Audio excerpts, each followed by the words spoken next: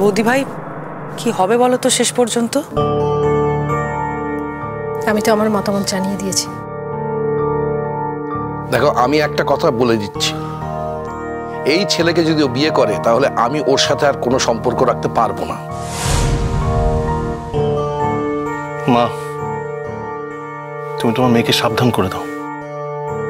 মাথা তো তুমি ওর খেয়েছো, এখনো যদি না সামলাও না এরপর পরিণতি কিন্তু ভয়ঙ্কর হবে, আমি বলে দিলাম। লিখে দেবো? হ্যাঁ, তুমি যদি বলো আমাকে লিখে দিতে, আমি লিখে দিতে রাজি আছি, কিন্তু বিশ্বাস করো এই বিয়েতে আমার কোনো মত নেই। শোন আসমা, আমি জানি যে মেয়েটাকে তুই খুবই ভালোবাসিস, সেটা আমি জানি। আর দেখ, আজ নয় তো কাল তুই তো বিয়ে করবি। আর চাকরি, আজকে চাকরি নেই কালকে পেয়ে যাবি।